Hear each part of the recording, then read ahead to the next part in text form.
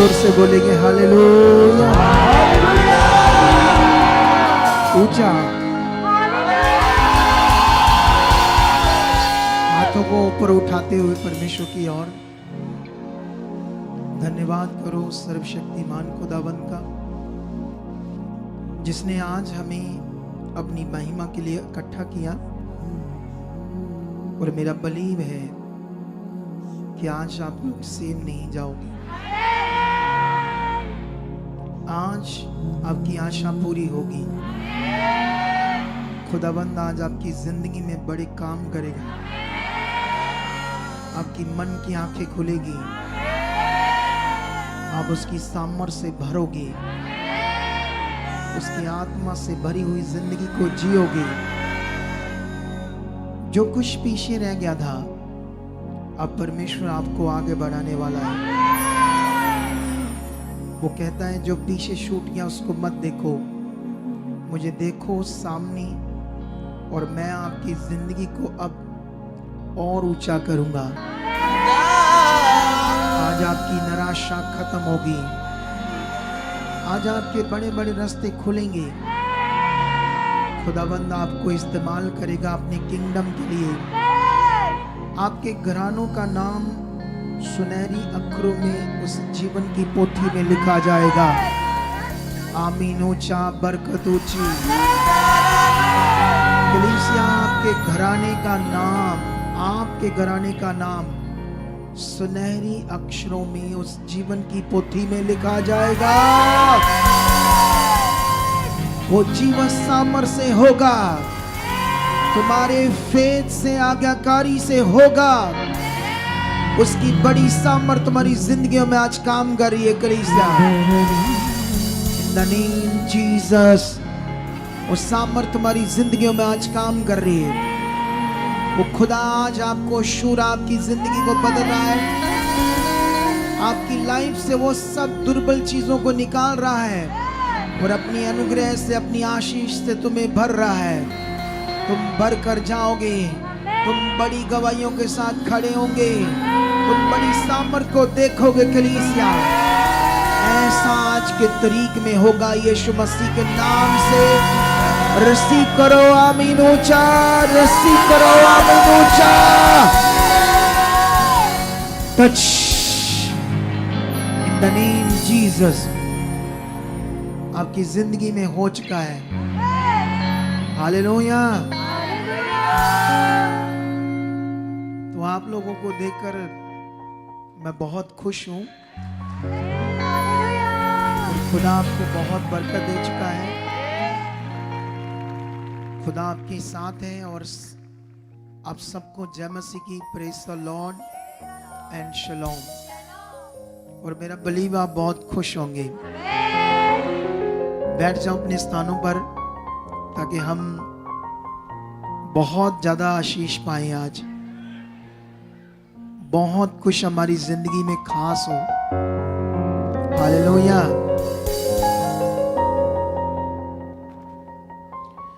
तो अभी आप लोग गवाहियों को सुन रहे थे, फिर उसके बाद बहुत वर्शिप से आनंद प्राप्त किया। आप लोगों ने परमेश्वर के नाम को ऊंचा किया वर्शिप करके।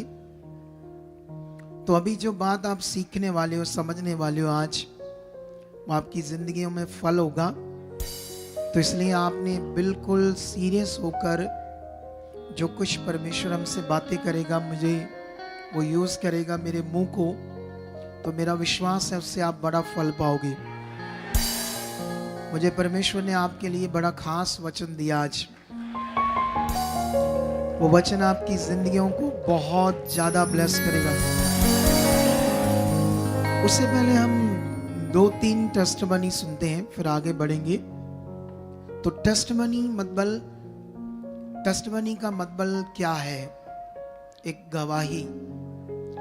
गवाही का मतलब हम इस पृथ्वी पर, जैसे अभी इस दुनिया में जो मेडिकल साइंस है या जो साइंस है और जो साइंटिस्ट है, कुछ साइंटिस्ट मानते हैं कि कोई फोर्स है, कोई गॉड है, लेकिन बहुत सारे साइंटिस्ट ये बात नहीं मानते कोई कोई गॉड है। तो ये जो काम है उन साइंटिस्ट को, क्योंकि वो बिना प्रूफ, बिना सबूत किसी भी चीज पर विश्वास नहीं करते साइंटिस्ट, तो ये जो प्रूफ है पृथ्वी के ऊपर, बिना किसी मेडिसिन, बिना किसी ट्रीटमेंट, परमेश्वर की पावर से जब कोई हील होता है तो ये एक बड़ा सबूत है उसके होने का कि वो जिंदा खुदा है। तो आप जितने भी लोग हैं, क्योंकि अभी वैसे तो हमारी चंडीगढ़ में ब्रांच है ऑलरेडी, जैसे राकेश नाम का एक बच्चा देखता है, उसकी फैमिली उसके साथ बहुत ऐसे मेहनत करते हैं उस ब्रांच के लिए। तो ये बातें मैं अभी बाद में करूंगा आपसे, ठीक है। लेकिन हमारी ब्रांच तो है, लेकिन हमने कभी इधर ज़्यादा अभी अपना प्रचार प्रसार नहीं किया अपनी मिनिस्ट्री का। तो अभी ये पहली बार हमने ये मीटिंग को हायर किया है, लेकिन जिसमें हमने जितना एफर्ट्स लगा सकते थे, स्पिरिचुअल एफर्ट्स, उसके अकॉर्डिंग ये मीटिंग की है।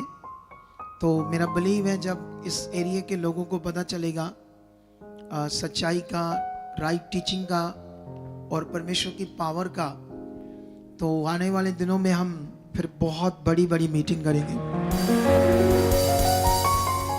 क्योंकि ये पिछले दिनों में जब हम प्लान कर रहे थे इस मीटिंग के बारे में, तो उस समय क्या ठंड बहुत थी, तो हमें अंदाजा नहीं था कि इस टाइम में कितनी ठंड होगी। तो इसलिए हमने इसको इंडोर करना सही समझा, ओपन में नहीं की। लेकिन फिर भी ठीक है, अगर हमने इंडोर में किए तो अच्छा है, क्योंकि वैसे बाहर ओपन में बैठना लोगों के लिए मुश्किल होता है अभी, क्योंकि अभी ठंड है। लेकिन अभी परमेश्वर की मौजूदगी को और हम समझेंगे, इससे आपकी जिंदगी में भी आज काम होंगे। हालेलुया। और जितने लोग लाइव जुड़े हैं, मेरा बिलीव है वो बड़ी बरकत पाएंगे आज लाइव अपने घरों में, चाहे वो विदेशों में बैठे हैं, चाहे वो पूरे भारत से देख रहे हैं, तो आज वो बड़ी बरकत पाएंगे सब लोग। हाथों को उठाओ खुदा की ओर, प्रार्थना करो परमेश्वर के आगे कि जो वचन हम सुनने जा रहे हैं, खोलकर देना डायरी और बाइबल। विश्वास करो कि खुदाबंद जो तेरा पवित्र कलाम, तेरा पवित्र वचन हम सुनने जा रहे हैं, और जो ऑनलाइन अपने घरों में लोग बैठे हैं, विदेशों में कहीं से भी, पूरे भारत से इस समय जुड़े हुए लोग हैं, मेरा बिलीव आज का बड़ा वचन उनकी जिंदगी में बड़ा काम करेगा। बहुत कुछ आपकी जिंदगी में आज अच्छा होगा। आज ऑनलाइन मास प्रेयर में लोग हील होंगे, यहाँ पर जब प्रार्थना होगी तो लोग बड़ी बड़ी चंगाइयाँ पाएंगे, आपकी जिंदगी में बड़े काम होंगे। बोलो परमेश्वर पिता, जो वचन हमें सुनने जा रहे हैं उसकी बड़ी बुद्धि समझ दे चुके हो, कोई अंधकार की शक्ति आज इस वचन को चुरा न पाई। हम खुदा इस वचन को पूरा सुने, हमारी हृदयों की पट्टियों पर लिखा जाए। ये वचन हमारे जीने का आधार है परमेश्वर, इस पर हम चलें, ऐसा हो चुका है यीशु के नाम से, आमेन। तो अभी हम स्टार्ट करेंगे नाउ जल्दी जल्दी परमेश्वर के वचन को, ताकि जो दूर से भी आए होंगे चाहत वाले लोग, वो सही समय अपने घरों में जा सकें। लेकिन ये तो रात आशीष की रात है ना, हालेलुया।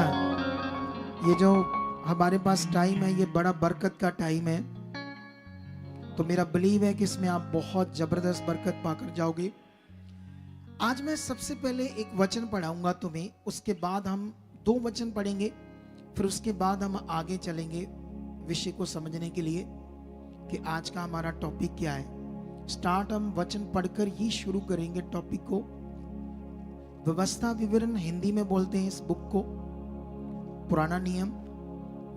तो इसको पंजाबी में जो बुक पढ़ते हैं, बाइबल पढ़ते हैं, उसके लिए व्यवस्था सार, ठीक है। तो अभी इसको हम 30 अध्याय का 19 से पढ़ेंगे। 19 और 20 2 वचन पढ़ेंगे। कैसे लिखा? मैं आज, मैं मतलब कौन? परमेश्वर बात कर रहे हैं हमसे। हालेलुया। कौन बात कर रहे हैं हमसे? परमेश्वर। तो ये परमेश्वर बोल रहे मैं आज। तो मैं आज आकाश और पृथ्वी दोनों को तुम्हारे सामने इस बात की साक्षी बनाता हूं कि मैंने जीवन और मरण, आशीष और शाप को तुम्हारे आगे रखा है। इसलिए तू जीवन ही को अपना ले और तू और तेरा वंश दोनों जीवित रहे। तो मैं ये वचन पढ़ाकर तुम्हें ये बात पक्की कर रहा हूं, परमेश्वर की इच्छा। इस दुनिया में जो पृथ्वी पर ह्यूमन बीइंग है, उनको परमेश्वर की इच्छा के समझ नहीं है। वो क्योंकि उन्होंने जो कुछ सुना है दुनिया से, दुनिया के ज्ञान से, उस हिसाब से वो सोचते हैं अगर कोई बीमारी आ गई, एक्सीडेंट हो गया, कोई मर गया, टांगे टूट गई, कुछ ऐसा वैसा जो भी हो गया, लॉस हो गया, बिजनेस खराब हो गया, तो वो सोचते हैं मेरे कर्मों में ऐसा गॉड ने लिखा है जो दुनिया बनाने वाला। तो वो हमेशा अपने कर्म और अपनी किस्मत को कोसती रहती, लैक ऑफ नॉलेज की वजह से, इस दुनिया का ज्ञान की वजह से। लेकिन परमेश्वर यहां बात कर रहे हैं अपनी इच्छा की। वो ऐसा बात कर रहे हैं, वो कहते हैं कि तुम्हारे इस दुनिया में तुम्हारे सामने जीवन भी है, मरण भी है, आशीष भी है, शाप भी है, सब कुछ है इस दुनिया में। प्रॉब्लम भी है और ब्लेस्ड जीवन भी है। लेकिन परमेश्वर ने कहा मैं चाहता हूं कि तुम क्या करो? जीवन को ले लो, जीवन को। किसने ये बात की? परमेश्वर ने। उसने कहा मैं चाहता हूं कि तुम जीवन को चुनो ताकि तुम और तुम्हारा घराना अच्छे से जीवित रहे, अच्छे से जी पाए। कितनों को बात समझ आती है? लेकिन थोड़ा सा और आगे बढ़ते हैं। इसलिए अपने परमेश्वर यहोवा से प्रेम करो और उसकी सब बातें मानो और उससे लिपटे रहो, क्योंकि तेरा जीवन और दीर्घायु यही है। और ऐसा करने से जिस देश को यहोवा ने अब्राहम, इसहाक और याकूब तेरे पूर्वजों को देने की शपथ खाई थी, उस देश में तू बसा रहेगा। अगर तुम इंडिया में हो, तुम मोहाली में हो, तुम चंडीगढ़ में रहते हो, तुम हरियाणा में रहते हो, राजस्थान में रहते हो, या यूपी, बिहार, कहीं से भी, लेकिन परमेश्वर कहते हैं जहां भी तुम रहो, बसे रहने का मतलब खुशहाल जीवन। तो ये किसकी इच्छा है? ये खुदा की इच्छा है। लेकिन इस इच्छा को कैसे हमारे जीवन में पूरी होगी, ये बड़ा जरूरी है हमारे लिए समझना परमेश्वर के वचन से। एक वचन और पढ़ते हैं यहीं से, 31 अध्याय उसका 8 वचन, इसी बुक का ही। और तेरे आगे आगे चलने वाला यहोवा है, वह तेरे संग रहेगा और ना तो तुझे धोखा देगा और ना छोड़ देगा। इसलिए मत डर और तेरा मन कच्चा ना हो। ये खुदावंद हमसे बात कर रहे हैं कि मैं हमेशा तुम्हारे आगे आगे चलने वाला तुम्हारा परमेश्वर हूं। ना तो तुम्हें कभी धोखा दूंगा, ना कभी तुम्हें छोड़ूंगा। इसलिए डरो मत और ना ही कभी अपना मन कच्चा करो। ये वचन हमें एक पावरफुल वायदा है परमेश्वर का हमारे साथ। और ये वायदा तब, इधर देखो मेरी तरफ, किसी ने भी परमेश्वर के वचन को सुनते समय ध्यान देना है। शरीर की चीज करोगे तो आपका जीवन गड़बड़ होगा। क्या होगा? क्योंकि यहां से अगर हम आशीष लेने आए, आप जानते हो ना, जिसने रचा है दुनिया को, अगर हम उसे रिस्पेक्ट देते, इज्जत देते हैं, अगर उसका भय मानते हैं, जैसे एक औरत अगर अपने पति का भय मानती है और पाप से दूर रहती है तो वो अच्छी पत्नी गिनी जाती है। अगर औरत के अंदर पति का भय नहीं है तो वो व्यभिचार नहीं हो सकती है, कैरेक्टरलेस हो सकती है, या बदतमीज जिंदगी जी सकती है और आगे से फालतू बोल सकती है। लेकिन वचन में लिखा है कि जो नारी है वो जो पति है उसके अधीन रहे। और पति को भी शिक्षा दी है परमेश्वर ने कि वो भी अपने समान उसे समझे। ऐसा नहीं उसको ऐसे दबाए, ऐसा भी नहीं, प्यार से सब बातें परमेश्वर ने बताई है। तो अगर यहां पर हम वचन सुन रहे हैं तो वचन सुनते सुनते शरारत हमारे दिमाग में है, तो आप जैसे परमेश्वर ने कहा ना, तुम्हारे सामने शाप भी है, श्राप भी है, जीवन भी है, मौत भी है, आशीष भी है, लेकिन चुनना किसको है, कैसे? यही तो बुद्धि चाहिए, यही तो ध्यान चाहिए कि कैसे मिलेगा। अगर वो कूले वाला भाई जिसका 20 लाख लग गया, कारें 3 बिक गई, 3 घर बिक गए, मौत जैसे हालात थे, सिलेंडर तक बिक गए, अगर वो बात पर ध्यान ना देता तो उसको कभी हीलिंग ना मिलती। क्योंकि यहां एक प्रोसेस है वचन का, परमेश्वर के राज्य का। अगर वो प्रोसेस तुम्हें समझ नहीं आया, तुम्हें समझ नहीं आया करना क्या है परमेश्वर के साथ, परमेश्वर में चलना कैसे है, इसीलिए बहुत सारे लोग यीशु मसीह में आकर बीमार हैं, परेशान हैं, क्योंकि उन्हें ये बात अच्छे से समझ नहीं करना क्या है। तो यही आज परमेश्वर का आत्मा तुम्हें मेरे द्वारा सिखाना चाहता है। क्योंकि अगर तुम सीख के पकड़ के, तो जब मैं आपके लिए प्रार्थना करूंगा यहां आज, तो वो प्रार्थना इतनी जबरदस्त तरीके से तुम्हारी जिंदगी में काम करेगी कि तुम्हारे रोग, तुम्हारी बीमारियां, वो दुष्ट आत्माएं सब तुम्हें छोड़कर जाएगी और तुम गवाही के साथ खड़े हो जाओगे। कितनों को बात समझ आती है? तो अभी मैं ये बात कर रहा था, लेकिन यहां पर एक याद रखना बात, यीशु मसीह ने कहा था मेरे कारण लोग तुमसे बैर रखेंगे। वाई? व्हाट? ऐसा क्यों? ये भी आपने समझना है। क्योंकि जब मैं परमेश्वर से दूर था और नहीं जानता परमेश्वर कौन है, तो मैं भी दुनिया में एक भटका हुआ था। कभी इसको परमेश्वर मानता था, कभी इसको। इवन के पेड़ों को भी, जानवरों को भी। कितनों को बात समझ आती है? जैसे सोचता ना इंसान कहीं से मेरा बड़ा जाए, मेरी प्रजा मेरे ज्ञान बिना नाश हो रही, ये परमेश्वर ने कहा है। लेकिन अभी मैं आपको बताना चाहता हूं, इसलिए क्योंकि मनुष्य के अंदर पाप है, पाप का वायरस है, खतरनाक चीज है ये मौत है, बाइबल में लिखा है। इससे छुटकारा देने के लिए यीशु मसीह आए। ये तुम्हें अच्छे से क्लैरिटी चाहिए वो क्यों आए। एक बलीवर जब यीशु में चुना जाता है, उसको अगर अपना विश्वास ही नहीं अच्छे से समझ आया, चलना ही नहीं समझ आया, तो वो तो बेचारा कुछ भी नहीं, फिर तो नादान है, मतलब ज्ञान नहीं है उसको। कितनों को बात समझ आती है? तो अभी ये बात अभी और पकड़नी है आप लोगों ने। मैं आपको एक कहानी सुनाता हूं, एक छोटी सी, एक राजा की। एक देश का राजा था और उसके मंत्री वजीरों ने आकर बताया कि हमारे खजाने में से कोई चोरी करता है। कुछ ज्यादा नहीं करता, कुछ चोरी हो रही है और काफी थोड़ा थोड़ा करके हमारा खजाने से धन घट गया है। तो राजा को बड़ा गुस्सा आया। उसने कहा अगर तुम लोगों ने उस चोर को नहीं पकड़ा तो मैं तुम्हारा सर कलम कर दूंगा। अगर तुम पकड़ लोगे तो उसको कोड़े मार मार कर मारने की सजा तय कर दो। तय कर दी राजा ने। एक दिन वो ढूंढना शुरू करते हैं, ढूंढते ढूंढते पकड़ा जाता है चोर, और चोर को राजा के सामने लाते हैं। तो जानते चोर कौन होता है? राजा का खुद का बेटा। अब राजा जब ये देखता है और पछताता है, अब वो सोचता है ये तो मेरा बेटा चोर है। बहुत सारे चोर तो आज भी होते हैं अपने घरों में, होते हैं नहीं पाप की वजह से। बोलो, आप में से भी जब आप बच्चे थे तो अपने माता पिता के पैसे चोरी किए होंगे कईयों ने, बट वैसे भी औरतें भी कभी कभी चोरी करती है अपने पति के पैसे। इसे बोलते हैं पाप का जीवन। तो जब वो पकड़ा गया तो अब वो सजा सुना चुका था, तो उसने बड़े दुख से कहा ठीक है, ऐसे कोड़े मारो। जब 10-20 कोड़े पड़ते हैं तो उसको बॉडी में इतनी पीड़ा होती है, लहू निकलना शुरू होता है, राजा रोने लगता है और वो बेटा चीख रहा होता है।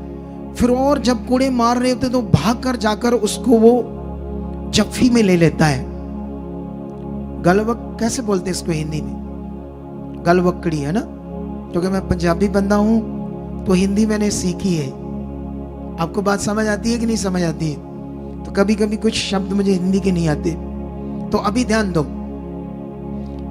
तो गले लगना नहीं, उसको पंजाबी में जब भी कहते हैं या पूरी तरह से चिपकना, ठीक है। तो फिर वो उसने कहा आप अपनी सजा को पूरी करो। बहुत कोड़े पड़ते। लास्ट में इतना बुरा हाल हो जाता है राजे का, उसके प्राण छूटने का टाइम आ जाता है। लेकिन वो राजा है तो इसलिए वो तो कानून को मान रहे थे उसके लोग, लेकिन वो मरता मरता अपना मुकुट उतार कर उसके सिर पर रखकर घोषित करता है कि मैं अब अपने प्राण छोड़ रहा हूं, लेकिन ये आज के बाद यहां का क्या होगा, राजा होगा। इसी तरह से उस खुदा ने आपकी मौत को अपने ऊपर लिया, आपके लिए कोड़े खाए, आपकी बदियों पाप के कारण यीशु मसीह पृथ्वी पर आया। दुनिया को यह नॉलेज नहीं है कि उसने कैसा प्रेम किया। यीशु मसीह का आने का मतलब कोई धर्म बदलना या जात पात का कोई विषय नहीं। बाइबल किसी धर्म या जात पात की बात करती नहीं, ये इंसानियत की बात करती है, ये जीवन और प्रेम की बात करती है पवित्र शास्त्र। तो खुदा ने वो हमसे प्यार किया है जो बयान से परे, जो हमारी सोचे तो उससे भी बहुत ऊपर का प्रेम उसने हमसे किया। सच्ची हमारी मौत को अपने ऊपर लिया। वचन में लिखा यीशु ने तुम्हारी बीमारियों के लिए कोड़े खाए। अगर नहीं खाए होते तो ये विश्वास करने से कैसे बीमारियां जाती। अभी तो आज जब मैं प्रार्थना करूंगा यहां पर लोग बताएंगे आज मैं हील हो गया हूं, लेकिन जो फोकस बनाकर सुन रहे, जो ध्यान दे रहे, जो मन फिरा रहे, जो इन बातों को समझ रहे, जो इन बातों को पकड़ रहे हैं, वो लोग आज जब मैं प्रार्थना करूंगा तो वो लोग चंगे हो जाएंगे। क्यों होंगे? क्योंकि उसने तुम्हारी मौत को अपने ऊपर लिया, तुम्हारी बदियों को, तुम्हारे पाप को, तुम्हारी सजा को अपने ऊपर लिया, तुम्हारी बीमारियों को भी अपने ऊपर लिया। ये उसका प्रेम है उसी राजा की तरह, क्योंकि हम उसकी संतान हैं, हम उसके बच्चे हैं, लेकिन पृथ्वी पर भटके हुए हैं। ये क्लेश, ये झगड़े रोड्स पर तुम्हें नजर आएंगे, लोगों में, पड़ोसियों में नजर आएंगे, एक दूसरे से ईर्खा, नफरत, ये सब पाप का जीवन है। ये मनुष्य इसके बारे जानते नहीं है। दुनिया में लोग सब कुछ इकट्ठा करने के लिए धोखाधड़ी, तुम दुनिया में जाओ जितनी भी खाने पीने की चीजें सब मिलावटी है। ये रियल जूस जो पीते हैं, जो डिब्बे वाले, पैकेट वाले जिसको रियल करके बेचते हैं, वो जहर है, वो मिलावटी है। दही दूध नकली बन रहा है। कितनों को बात समझ आती है? ये गुलाम है लोग, गुलाम किसके? पाप के। उनकी बुद्धि से सब कुछ बाहर है। मनुष्य भूल गया कि मैंने मर जाना है, भूल गया कि मेरे साथ कुछ नहीं जाना है, लेकिन एक दूसरे को खत्म करने पर तुले हुए लोग। यही पाप का जीवन है और ये मौत है मनुष्यों के लिए। इसी मौत से यीशु मसीह ने हमें निकालने के लिए वो क्रॉस पर चढ़ा था। लेकिन अभी ये टॉपिक और आगे चलता है। मैं आज आपको एक बाइबल में योना की बुक में लेकर जाना चाहता हूं। यह आपके लिए योना की बुक को क्यों समझना जरूरी है, यहां पर हमारे लिए क्या है योना की बुक में, जिसे आपको मैं कुछ बातें समझाता हूं अभी जल्दी जल्दी, ताकि आपको समझ आए इस बुक में क्या है। तो अभी यहां पर एक परमेश्वर का दास जिसका नाम है योना, परमेश्वर उसको एक देश के बारे में बताता है, मैसेज देता है, या आकाशवाणी होती है, स्वर्गदूत के द्वारा आता है। ठीक है, सुनो ध्यान से।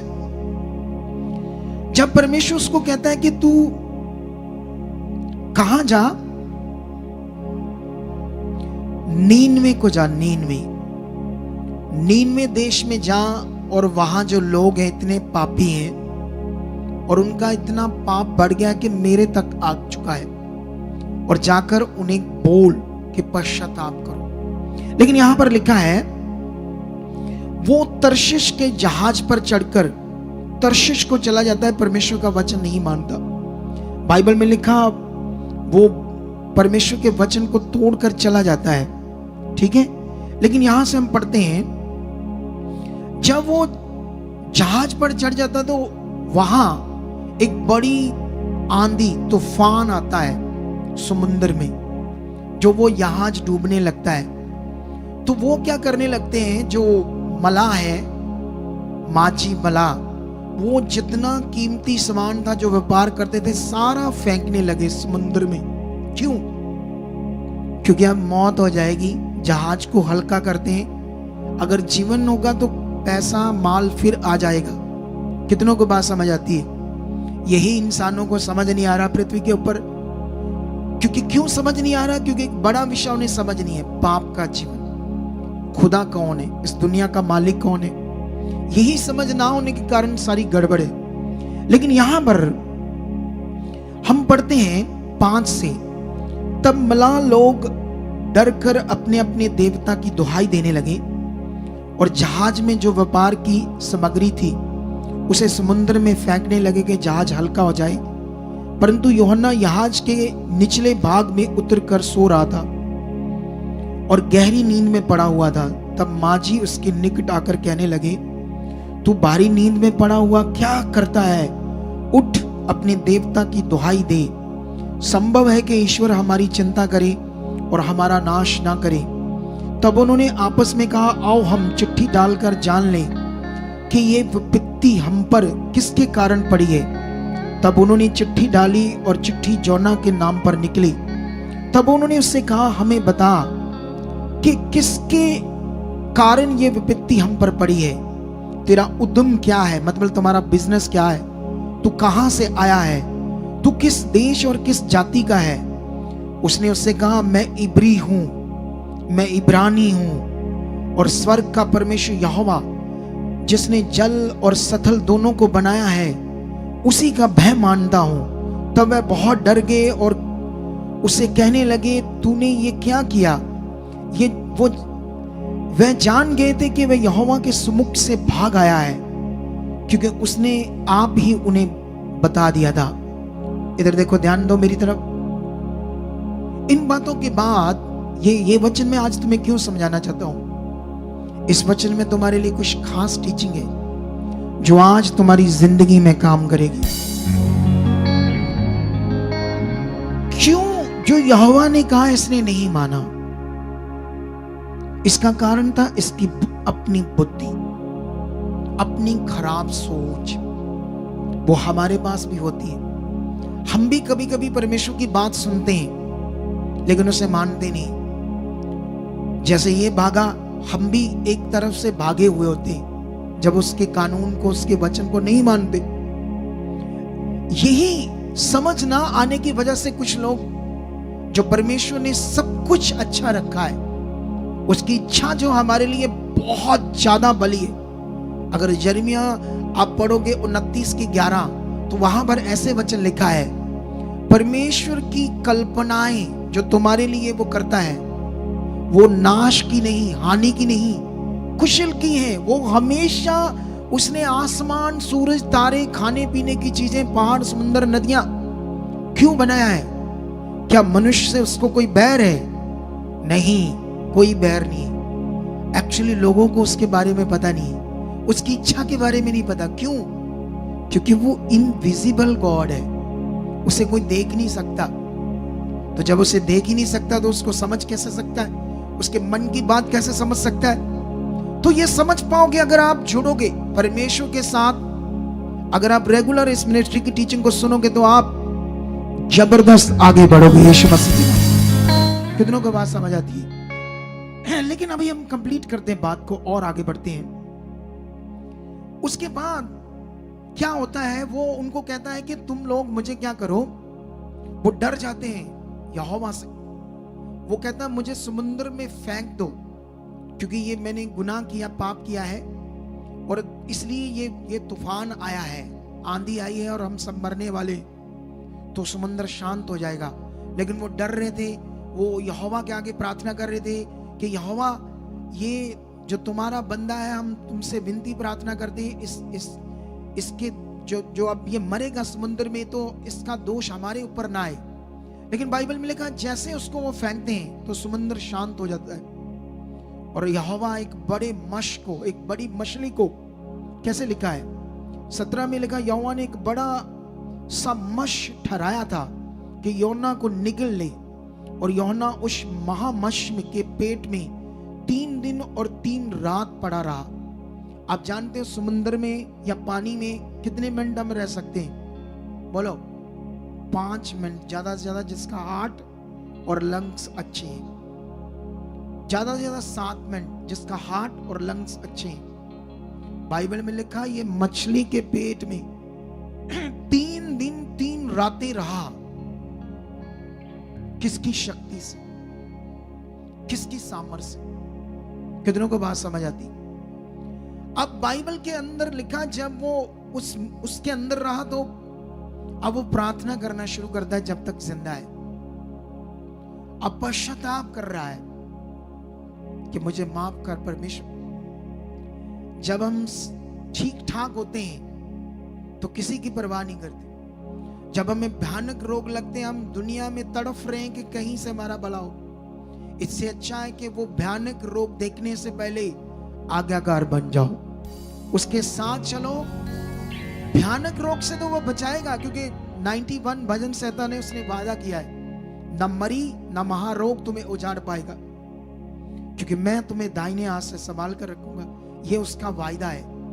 लेकिन याद रखो, वो प्रार्थना करना शुरू करता है और प्रार्थना करते बहुत सारे शब्दों को यूज करता है, लेकिन कुछ शब्द मैं पढ़कर सुनाता हूं प्रार्थना के। वो कौन से यूज करता है? 6 में लिखा, मैं पहाड़ों की जड़ तक पहुंच गया। मतलब ऐसे लगा जैसे वो पहाड़ की जड़, जैसे पहाड़ के नीचे दब गया। वो ऐसे फील हो रहा था मछली के पेट में से, जैसे अभी खत्म बॉडी, खतरनाक तकलीफ को उसने देखा। सुनो ध्यान से, मैं सदा के लिए भूमि में बंद हो गया था, तो भी हे मेरे परमेश्वर यहोवा, तूने मेरे प्राणों को गड़े में से उठाया है। जब मैं मूर्छा खाने लगा तब मैंने यहोवा को स्मरण किया और मेरी प्रार्थना तेरे पास वरन तेरे पवित्र मंदिर में पहुंच गई। जो लोग धोखे की व्यर्थ वस्तुओं पर मन लगाते हैं वे अपने करुणा निदान को छोड़ देते हैं, परंतु मैं ऊंचे शब्द से धन्यवाद करके तुझे बलिदान चढ़ाऊंगा। जो मन्नत मैंने मानी उसको पूरी करूंगा। उद्धार यहोवा से ही है। तब यहोवा ने मश को आज्ञा दी और उसने योना को सथल पर उगल दिया, अपने मुंह से किनारे पर उगल दिया जिंदा। अब परमेश्वर से कहता, जा उस देश में, और जो मैसेज मैंने तुम्हें दिया वो जाकर नीनवे के लोगों को बता, ताकि वो नाश ना हो। कितनों को बात समझ आती है? तो अगर हम आगे पढ़ते हैं, 3 से शुरू करते हैं, 1 से लेकर 8 तक। थोड़ा सा वचन आज हम रीड कर रहे हैं, आपके लिए अच्छा होगा। तब यहोवा का यह वचन दूसरी बार यूहन्ना के पास पहुंचा, उठकर उस बड़े नगर नीनवे को जा और जो बात मैं तुझे कहूंगा उसका उसमें प्रचार कर। तब यूहन्ना यहोवा के वचन के अनुसार नीनवे को गया। नीनवे के एक बहुत बड़ा नगर था, वह 3 दिन की यात्रा पर था। यूहन्ना ने नगर में प्रवेश करते 1 दिन की यात्रा पूरी की और ये प्रचार करता गया, अब से 40 दिन के बीतने पर नीनवे उलट दिया जाएगा, खत्म हो जाएगा। तब नीनवे के मनुष्यों ने परमेश्वर के वचन की प्रीति की, विश्वास किया और उपवास का प्रचार किया गया, और बड़े से लेकर छोटे तक सबों ने टाट ओढ़ा। तब ये समाचार नीनवे के राजा के कान में पहुंचा और उसने सिंहासन पर से उठ अपने राजकीय वस्त्र उतार कर टाट ओढ़ लिए और राख पर बैठ गया। राजा ने प्रधानों से सम्मति लेकर नीनवे में इस आज्ञा का ढंढोरा पिटवाया, क्या मनुष्य, क्या बैल, गाय, भेड़, बकरी, अन्य पशु कोई भी कुछ ना खाए और वह ना खाए और ना पिए। मनुष्य और पशु दोनों टाट ओढ़े और वह परमेश्वर की दुहाई चला चला कर दे और अपने कुमार्ग से फिरे और उस उपद्रव से जो वह करते हैं पश्चाताप करें। हालेलुया। ये वचन आपको पढ़ने के बाद समझ आ गया होगा कि नीनवे की दशा क्या है, नीनवे में ऐसा क्या हो रहा है। नीनवे के लोगों को यह समझ आ गया कि यहोवा जो दुनिया का करता है उसका मैसेज है।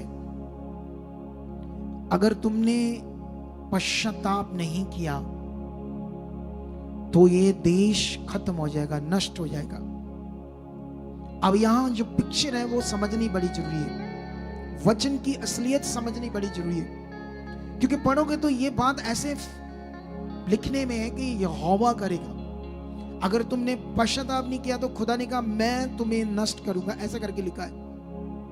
लेकिन बाइबल में लिखा जब ये पश्चाताप करते हैं तो परमेश्वर अपनी इच्छा बदल देता है। आपने देखा कितना बड़ा, सब भूखे जानवर सब टाट ओढ़ लेते, राजा भी अपने शाही वस्त्र उतार देता है, राख में बैठ जाता है और रात दिन भूखे रहकर पश्चाताप कर रहे और अपना मन फिरा रहे अपने पापों से, अपनी बुराइयों से, और परमेश्वर उनको नष्ट करने की इच्छा बदल देता है, ऐसा लिखा है। लेकिन अगर हम एक वचन और पढ़ते हैं यहां पर पुराने नियम में, निर्गमन में, तो निर्गमन की पुस्तक में एक वचन है आपके लिए, चैप्टर 10 में, ठीक है? तो मैं जल्दी जल्दी इस वचन को भी आपको पढ़ाना चाहता हूं। 10 का 16 में लिखा, तब फिरौन तुरंत मूसा और हारून को बुलवाकर कहा, मैंने तो तुम्हारे परमेश्वर यहोवा और तुम्हारा भी अपराध किया है, मैंने गुनाह किया है, इसलिए केवल अब की बार मेरा अपराध क्षमा करो और अपने परमेश्वर यहोवा से विनती करो कि वे मेरे ऊपर से इस मृत्यु को दूर करे। तब मूसा ने फिरौन के पास से निकलकर यहोवा से विनती की। तब यहोवा ने बहुत प्रचंड पश्चिमी हवा बहाकर टिड्डियां को उड़ा कर लाल समुद्र में डाल दिया और मिस्र की किसी भी स्थान में टिड्डी ना रह गई, जो टिड्डियां पूरे देश को उजाड़ रही थी। तो भी यहोवा ने फिरौन के मन को कठोर कर दिया, जिससे उसने इस्राएलियों को जाने ना दिया। इस वचन को ध्यान दो। एक तरफ नीनवे के लोग हैं, जब उन्होंने एक ही बार पश्चाताप किया तो परमेश्वर ने उन्हें नष्ट करने से अपना मन बदल दिया। एक तरफ मिस्र के लोग हैं, और मिस्र के लोगों ने, पढ़ोगे रचना, इतने गुनाहगार थे, वो इतने पापी थे, वो लोग मिस्री इनसे भी ज्यादा खतरनाक पाप कर रहे थे। लेकिन याद रखना, उन्होंने जब परमेश्वर के लोगों को गुलाम बना लिया तो मूसा वहां परमेश्वर का नबी जाकर बड़े बड़े पावर के काम दिखा रहा था। कभी उनका पूरा खून, नदियां लहू बन रही थी, कभी उन पर आग के गोले ऊपर से आसमान से गिरते थे, पूरा देश नष्ट होता था, कभी टिड्डियां, कभी मेंढक, कभी आग। तो हर बार वो डर जाता था राजा और गिड़गिड़ाकर माफी मांगता था, गुनाह में पश्चाताप करता था। लेकिन इतनी बार करने के बावजूद भी परमेश्वर ने उसे क्षमा क्यों नहीं किया? इन्होंने तो एक बार किया तो इन्हें क्षमा कर दिया, और उन्होंने इतनी बार क्षमा मांगी फिरौन ने, लेकिन वहां नहीं किया। यही समझना पड़ेगा रचना को। यही मिस्टेक्स आज क्रिश्चियनिटी के अंदर जाकर गड़बड़ हो रही है। कोई बंधनों को तोड़ रहा है ये सोचकर कि मुझे तोड़ने पड़ेंगे। बाइबल में लिखा, जो काम खुदा ने किया और जो काम आपको दिया, जो खुदा का काम उसने करना है, जो हमारा हमने करना है, इसे बोलते हैं एक गुड अंडरस्टैंडिंग। इसे बोलते हैं मेरी प्रजा मेरे ज्ञान बिना नाश हो रही। जब ज्ञान समझ नहीं है तो फिर गड़बड़ जीवन। जब ज्ञान समझ आया तो बेस्ट पावरफुल जीवन होगा आपका। कितनों को बात समझ आती है? तो यहां पर मैं जो बात समझा रहा हूं, क्या ये जो समुद्र में तूफान आया योना को खत्म करने के लिए, खुदा का था, नेचुरल था, या शैतान से था? अच्छा, एक और चीज, जब यीशु मसीह अपने चेलों के साथ नाव में बैठकर जा रहा था समुद्र में, नदी में, तो तब भी एक तूफान आया था। तो तब यीशु भी सो रहा था और चेले गिड़गिड़ा, मतलब उस तूफान में सारे एफर्ट्स लगा रहे थे कि बचें, क्योंकि वो भी माझी थे, मशवारे थे, उन्हें तैरना भी आता था और जहाज को किस दिशा में, अब तूफान है तो चलाना, ये भी नॉलेज थी। लेकिन सारी नॉलेज फेल होगी, तब डूबने लगी नाव। तब यीशु को उठाया और रोकर, प्रभु उठ उठ, हम मरने वाले, ये देख हमारी जो पानी है, तूफान है, दोबारा हमारी नाव को, हम गहरे में डूब जाएंगे। और यीशु उठकर तूफान को डांटता है, कहता रुक जाओ। तूफान को बोलता है थम जाओ, और बाइबल में लिखा हुआ तूफान रुक जाता है। और चेले ये बात देखकर हैरान हो जाते हैं। अब ये गड़बड़, ये तूफान किससे आया था उस समय? क्या यीशु खुद दे रहा था तूफान? अब हमारे लोग परीक्षाओं की बातें बड़ी करते हैं, परीक्षा हो रही है, तेरी परीक्षा हो रही है, परीक्षा हो रही है। परीक्षा का मतलब होता है किसी चीज को सीखना। जैसे मान लो मैं मैथ सीखता हूं, तो मैं मैथ सीख कर उसका टेस्ट देता हूं, उसको बोलते परीक्षा। बोलो।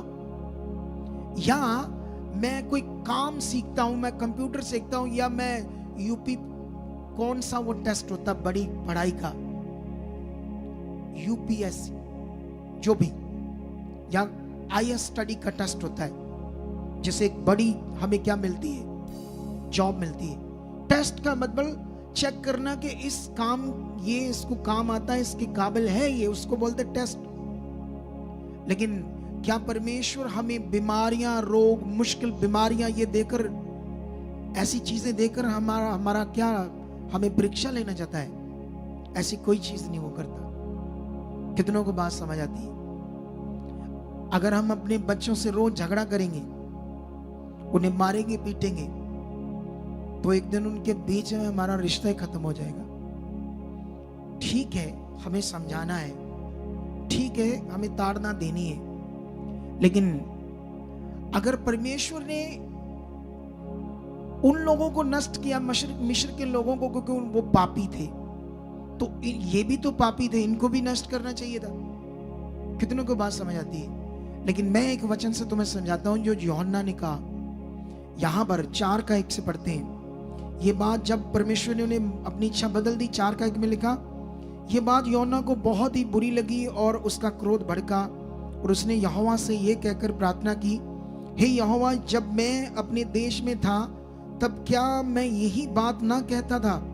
इसी कारण मैंने तेरी आज्ञा सुनते ही तर्शीश को भाग जाने के लिए फुर्ती की, क्योंकि मैं जानता था कि तू अनुग्रहकारी और दयालु परमेश्वर है, और विलंब से कोप करने वाला, करुणा निधान और दुख देने से प्रसन्न नहीं होता, किसी को पीड़ा देकर खुश नहीं होता। कहता मैं जानता था तुम्हें, मैं जानता था कि तू उन्हें क्षमा कर देगा, लेकिन अगर मैं लोगों के बीच में जाकर बोलूंगा और वो बाद में जब तुम पर कोई विपत्ति नहीं लाएगा, तो वो शायद सोचेंगे मैं झूठ मूठ यहाँ आया हूँ। अभी भी कई लोगों को कुछ बातें आत्मिक समझाओ तो उन्हें झूठ मूठ लगता है। उन्हें हम बताते हैं कि बाइबल की बहुत सारी भविष्यवाणियां पूरी हो चुकी है, और अभी जो भविष्यवाणियां पूरी होने वाली है, मन फिराओ ताकि अनंत मौत से बचाओ। और लोगों को वो बातें समझ नहीं आती, वो अपनी चीजें करते हैं, वो अपनी मर्जी, अपना वो शारीरिक जीवन, मौज मस्ती का जीवन, वो गलत जीवन जीने में व्यस्त है, उनको वो अच्छा लगता है। हमें भी एक दिन अच्छा लगता था, हम भी संसार में थे जब हमारी बुद्धि बंद थी, अब हमारी बुद्धि खुल चुकी है। कितनों को बात समझ आती है? मुझे ये बात आपको क्यों समझानी है? अगर आप और पढ़ोगे तो यहाँ पर वो बड़ा गुस्सा करता है, शहर के बाहर पहले बैठ जाता है, देश के बाहर एक छप्पर सा डालकर, और सोचता अभी देश नष्ट होगा या नहीं होगा, देखता रहता। जब नहीं नष्ट होता है तो वो बड़ा गुस्सा करता है, प्रार्थना करता है, परमेश्वर कहता है इससे अच्छा मैं मर जाऊं। उल्टा हो जाता है अपनी बुद्धि में। तब परमेश्वर उसी रात एक रेड़ का पेड़ उगाता है जहां उसे धूप लग रही थी। वहां जब धूप निकलती है तो वो मूर्छ जैसे हो रहा था, जैसे बोलता मरने वाले हालात जैसे। एक पेड़ निकलता है और वो उस पर छांव करता है, बड़ा खुश होता है, रातों रात इतना बड़ा हो जाता है परमेश्वर की सामर्थ से। एक कीड़ा जाता है, उस पेड़ को काट देता है, वो सूख जाता है। उसके बाद फिर वो गुस्सा करता है, फिर परमेश्वर से बातें करता है। जानते क्या बातें करता है? समझाता हूं यहां से पढ़कर।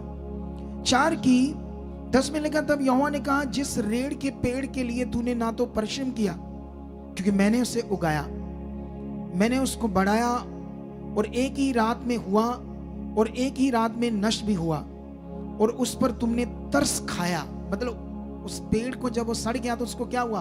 तरस आया। परमेश्वर से बात कर रहा है। फिर ये बड़ा नगर नीनवे, जिसमें 1,20,000 से अधिक मनुष्य है, जो अपने दाहिने बाएं हाथों का भेद नहीं पहचानते, और बहुत से घरेलू पशु भी उसमें रहते हैं, तो क्या मैं उस पर तरस ना खाऊं? खुदा महान है, वो प्रेम करता है। बाइबल में लिखा, जब हम पापी थे तब परमेश्वर ने अपने प्रेम की भलाई को क्रूस के द्वारा प्रकट किया कि मैं तुमसे कितना प्रेम करता हूं। आज अगर तुम उसके प्रेम को समझोगे, अगर आज तुम ये समझोगे सही फेथ क्या है, अगर तुम उसे क्रूर समझते हो, परमेश्वर को क्रूर, बड़ी सजा देता, बहुत खतरनाक है वो, तो फिर तुम उस पर विश्वास ही सही नहीं करते हो। कितनों को बात समझ? ना वो तुम्हारी कोई परीक्षा लेता है, ना तुम्हारे साथ कोई उसका बुरा मन है। जितनी प्रॉब्लम्स का कारण है वो है हमारा रॉन्ग जीवन, उसके इच्छा से बाहर जीवन। जितना उसकी इच्छा से बाहर मनुष्य पृथ्वी पर जी रहे हैं और दुखों और बीमारियों में। क्यों लोग आते हैं तो इतनी बड़ी बड़ी गवाहियां बनती हैं, क्यों इतने बड़े बड़े मिरेकल देखते हैं। तो इस वचन से मैं तुम्हें समझाना चाहता था, परमेश्वर की इच्छा कभी कभी हम वचनों से नहीं समझ पाते, क्योंकि लिखित जो है वो फिगरेटिवली है। क्योंकि पुराने नियम में मैंने तुम्हें पहले भी समझाया था, शैतान की बात तीन चार बार आपको आएगी, वो भी इनडायरेक्ट से 5000 सालों के रिकॉर्ड में। लेकिन नया नियम 50 सालों का रिकॉर्ड है, उसमें 150 बार शैतान के बारे में पूरा खुल्लम खुल्ला बताया है। सोच कर देखो, पुराने नियम रगड़ रगड़ कर मारे, या इंसानों के साथ खतरनाक कुछ रगड़ रगड़ कर मारे, या इंसानों के साथ खतरनाक कुछ गंदी चीजें बुरी चीजें वो करे। दुनिया ज्ञान के बिना नाश हो रही है। तुम ज्ञान के पास आ चुके हो, लेकिन अब तुम्हें ज्ञान पकड़ना है। अगर तुमने ज्ञान पकड़ा तो तुम जबरदस्त आज गवाही के साथ खड़े होंगे। अब सवाल ये है, आपने करना क्या यहाँ पर, कैसे आपकी जिंदगी में आज काम होगा, ये मैं आपको बताऊंगा। यीशु मसीह ने पृथ्वी पर आकर सारे काम कर दिए, और तुम्हें अब पवित्र आत्मा का प्रबंध समझना है। इस समय पवित्र आत्मा हर मनुष्य के लिए, पवित्र आत्मा को बार बार इनवाइट नहीं करते, एक ही बार वो मिल जाता है। यीशु मसीह को प्रभु ग्रहण करने के बाद वो आपके अंदर ही होता है। अब उसके साथ प्रैक्टिकल करना होता है। ये बात लोगों को नॉलेज नहीं है, और जो नॉलेज नहीं है वो पवित्र आत्मा को मांगते रहते, तो उनकी जिंदगी में फिर हालात रहते हैं, क्योंकि उनको पवित्र आत्मा के प्रबंध की नॉलेज नहीं है। अगर पवित्र आत्मा के प्रबंध में जो आपके अंदर है, कैसे वो काम करेगा, कैसे आपको वो बदलेगा, नया जीवन आपका बनाएगा, पाप रहित और जबरदस्त स्पिरिचुअल जीवन आपका कैसे बनेगा, अगर आपको ये नॉलेज नहीं है, सुनो ध्यान से। तो मैं आपको एक चीज समझाना चाहता हूं। जैसे मान लो, आप जानते हो, जैसे मैं कभी भी मैंने फेशियल नहीं कराया, जैसे लड़के भी कराते हैं, क्योंकि प्रोग्राम होता है तो बड़ी चिकनी हो जाती है ये चेहरा। लेकिन जो कराती है ना लेडीज या भाई लोग कराते होंगे, जब नहीं कराते तो मुरझा आता, ऐसा मुंह सा होता है उनका। देखना कभी, एक बहन बड़ी सुंदर आती थी हमारी कलीसिया में, मैं देखता था उसको, मतलब आत्मिक देखता था, बड़ी सुंदर। एक दिन मैं तब नया था प्रभु में, और एक दिन अचानक मुझे उस एरिया में जाना पड़ा। तो सुबह का टाइम मैं घर में गया, मैंने उससे पूछा, मैं वो बहन जी घर में है? तो वो खुद ही थी, क्योंकि वो नहीं था, अब मेकअप नहीं था, वो फेशियल नहीं था, इतना मुरझा हुआ चेहरा। मैं हैरान हो गया। इसे बोलते आर्टिफिशियल सुंदरता, एक खुदा ने दी है सुंदरता। कैसे ये बढ़ सकती है? एक परमेश्वर ने तुम्हें आत्मा दिया है खूबसूरत जीवन के लिए। एक मटीरियलिस्ट चीजें हमारे लोग जो देते हैं, उनसे काम हो जाएंगे, लेकिन एक दिन उनका साइड इफेक्ट वैसे पड़ेगा जैसे वो मुरझा हुआ चेहरा। कितनों को बात समझ आती है? इसलिए साइड इफेक्ट जिंदगी को लेने से पहले तुम, वचन में लिखा, सत्य को जानोगे तो सत्य तुम्हें क्या करेगा? आजाद करेगा। क्या है सत्य? क्या समझना है तुम्हें, जिससे तुम्हारी जिंदगी में बड़े काम खुदा करेगा? कितनों को बात समझ आती है? तुम्हें स्ट्रांग रहना है आज, जो परमेश्वर तुमसे बातें कर रहा है। लेकिन मैं जल्दी तुम्हें समझाता हूं। परमेश्वर ने अब तुम्हारे मुंह में एक ऐसा ज्ञान दे दिया है, ऐसा विषय दे दिया है। अब जो कुछ होना है तुम्हारे मुंह से होना, मुंह से। कैसे होना है? तुम्हारे शब्दों से होना है, मटेरियल से कुछ नहीं होना है। कितनों को बात समझ आती है? मैं समझाता हूं तुम्हें कैसे। 10:5 से पढ़ते हैं रोमियो, क्योंकि मूसा ने यह लिखा है कि जो मनुष्य उस धार्मिकता पर जो व्यवस्था से है, पुराने नियम की रीतियों की व्यवस्था, उसकी बात हो रही है, चलता है, वह उसी से जीवित रहेगा। परंतु जो धार्मिकता विश्वास से है, वह यूं कहती है, तू अपने मन में यह ना कहना कि स्वर्ग पर कौन चढ़ेगा, अर्थात मसीह को उतार लाने के लिए, या अधोलोक में कौन उतरेगा, अर्थात मसीह को मरे हुओं में से जलाकर ऊपर लाने के लिए। परंतु वह मतलब इस समय का प्रबंध, पवित्र आत्मा का प्रबंध, यह कहती है कि ये के वचन तेरे निकट है और तेरे मुंह में है और तेरे मन में है, ये वही विश्वास का वचन है जो हम प्रचार करते हैं। यीशु का बाइबल में लिखा वो यीशु क्यों आया, वो शब्द देहधारी क्यों हुआ। बाइबल में लिखा अंधकार में ज्योति चमकी। बाइबल में लिखा यीशु ने कहा जितने मेरे पीछे आएंगे वो कभी अंधकार में न चलेंगे। कितनों को बात समझ आती है? तुम्हारा जीवन उज्जवल होगा, चमक से भरा हुआ, आत्मिक चमक से। प्रार्थना कर दो, दास जी मर गए, लुटे गए। ये कौन सा जीवन है यीशु मसीह में? लैक ऑफ नॉलेज की वजह से लोग प्रभु में आकर भी हील नहीं है, वो जीवन नहीं है, क्योंकि समझ नहीं है करना क्या है। कितनों को बात समझ आती है? लेकिन अभी देखोगे लिखा, यदि तू अपने मुंह से यीशु को प्रभु जानकर अंगीकार करे और अपने मन से विश्वास करे कि परमेश्वर ने उसे मरे हुए से जलाया तो निश्चय उद्धार पाएगा। वचन में लिखा अब तुम्हारे मुंह से होगा जो होगा, मैं परमेश्वर की बेटी हूं। धन्यवाद, यह हालात मेरे लिए नहीं, मैं खुदा का बेटा हूं। सिचुएशन कितनी भी बड़ी है या नहीं है, तुमने अपने मुंह से जो फेथ का, विश्वास का अंगीकार है उसे छोड़ना नहीं। वो खुदा मेरे साथ है, वो जिंदा खुदा मेरे साथ है। आर्टिफिशियल चीजों को छोड़ो और ओरिजिनल, अगर आप सैलेड्स खाओगे, फ्रूट्स खाओगे, हेल्दी खाना, डोसा, पिज्जा, बर्गर, ये जो भी ये खराब खाना है, इसे छोड़ दोगे। ये मठियाइयाँ, ये क्या बोलते हैं उसको, समोसे, ये पकौड़े, ऐसी चीजें, और पंजाबी ये हमारे इंडिया के भर भर गिलास चाय के पी जाते हैं, अपना अंदर जला देते हैं, सड़ जाता है। ये चीजें बीमारी का घर है। आप अच्छा खाना खाओ, वॉक करो, एक्सरसाइज करो, काम करो, प्रभु के साथ जियो, ये चमक पूरी आ जाएगी चेहरे के ऊपर। कितनों को बात समझ आती है? उसके साथ जिंदगी जियो, इस चेहरे पर चमक आ जाएगी। कितनों को बात समझ आती है? आती है नहीं आती है? लेकिन ये आज तुम्हारी जिंदगी में बड़ा फल आने वाला है। जब मेरे मुंह से प्रार्थना के शब्द तुम्हारे लिए आज निकलेंगे तो तुमने उसे पकड़कर अंगीकार करना, यस ये हो चुका है। आज जो बीमार आए हैं वो गवाही के साथ खड़े होंगे। लेकिन इससे पहले कि मैं आपके लिए प्रार्थना करूं, वो एक बहन की गवाही लाओ जो अकाउंट में पैसे आए, जल्दी। इससे पहले कि मैं प्रार्थना करूं, एक गवाही सुनते हैं, उसके बाद मैं तुम्हें समझाता हूं क्या करना।